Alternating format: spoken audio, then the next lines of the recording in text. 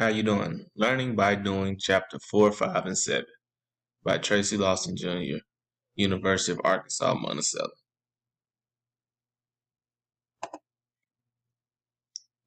All right, so in Chapter 4, I chose SMART goals. SMART goals is an acronym for specific, measurable, attainable, relevant, and timely based. So when you're talking about SMART goals, you start with the S, specific. Specific goals are one that's personal to you, or they're specifically trying to target a certain goal. When you think about specific goals, you are thinking about things that align with whatever your curriculum's over, your lesson plan. Next is the M, measurable. When you talk about measurable goals, you're talking about something that you can reach. Something that can be measured. Um, it also goes with the A, attainable. You want something that you can attain in a goal.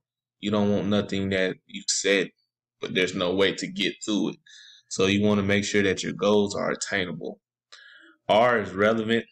You want to make sure that they're relevant to what you're trying to do.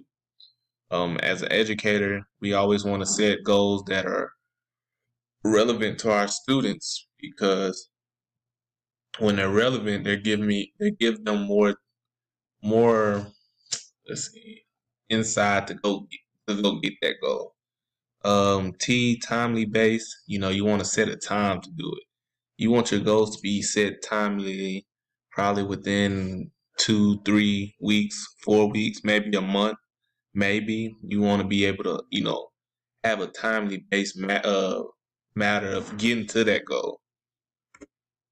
Aligning SMART goals with school and district goals. So demonstrate proficiency on local, state, and national assessments. Eliminate the gaps in student achievement and state assessments. Reduce failure rate each grade. Increase the percentage of students meeting or exceeding proficiency on district and state assessment.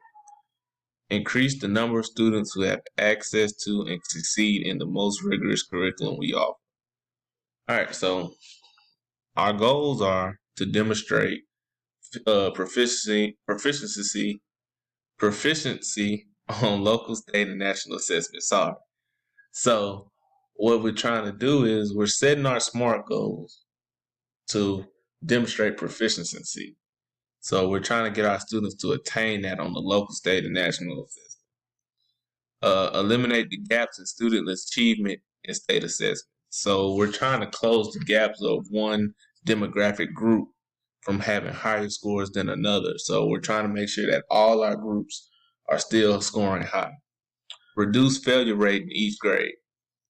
That's self-explanatory. We're trying to reduce the rate of students who are failing and have more students succeeding in passing.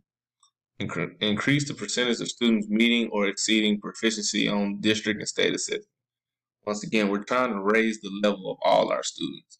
We're trying to get them to either meeting or showing mastery of a skill.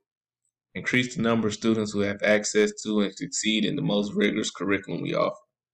Once again, we're trying to get our students to go forward and be able to master different skills that are more challenging.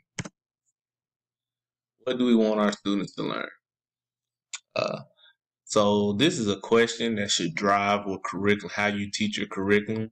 It's all about what do we want our students to learn. So each teacher is provided a copy of the state standards, asked to adhere to the state and district guidelines. Teacher teams would no longer be required to clarify the essential learning of their courses. What knowledge, skills, and dispositions should each student acquire as a result of this course? So these are some of the things that if we adhere to, then we'll get our answer to what do we want our students to learn. Identifying the learning targets. Learning targets to clarify the desired outcome. Align to standards. Unwrapping standards is not to get missing standards, but to get the essence of each standard. So basically what it's saying is that We're trying to identify what we want our students to learn. How do we want to impact our students, and how do we get what skill that they're missing and focus them on that desired learning? I can statements. The I can statement helps understand their progress towards mastery of the standard. Clarify what students are learning, what they should know and be able to do. They enable students to monitor and assume major responsibility for their own learning. Helps teachers sharpen both their understanding of what students are expected and the level of rigor necessary to demonstrate proficiency. Valuable resource to parents, giving them clear explanation of what is expected from them.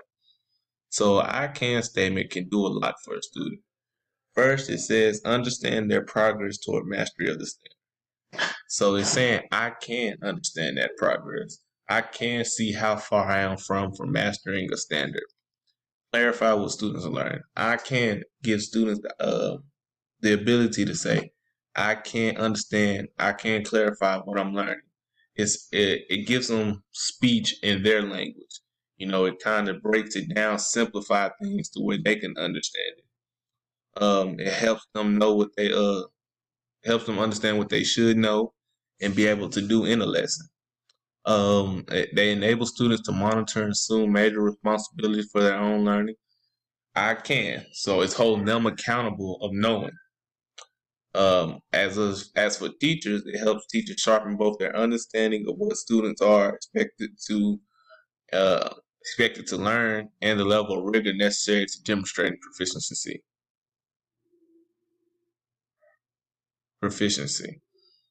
Valuable resources to parents, giving them clear explanation of what is expected from them. It also allows for parents to understand what is expected of their student or of their child from teachers. So it can be a valuable resource to parents, teachers, and the students. Requiring, not inviting students to participate in systems of intervention. So intervention must be directed. It must be straightforward. No, if you want to, if you don't like speaking, it should be graded. Don't allow for students to take the misguided path. Once again, you give them an initiative, but don't allow them to skip over it. If you keep it the same as other things in school, that's a must. It should not be too difficult to transfer it over to the intervention. For example, apply the same attendance to an intervention. It'll be easier to have cooperation. So basically, taking attendance, for example. It's a must that students be in a certain class at a certain time. If you take that same initiative and do it with the intervention, then you have that same cooperation. Students know that it's a must that I must participate and not be able to sit back and not listen. Responding when some students don't learn. So when some students don't learn, sometimes you have to have additional time and support. Create a systematic intervention process to ensure that struggling students receive additional time and support. Create a timely, systematic approach to identify students who need help.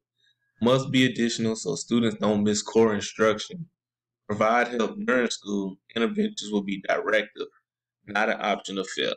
So basically it's saying that when students don't learn, they have to have that additional time and support to help with anything they might be lacking in. We must have a timely, systematic approach to identify those students who need help.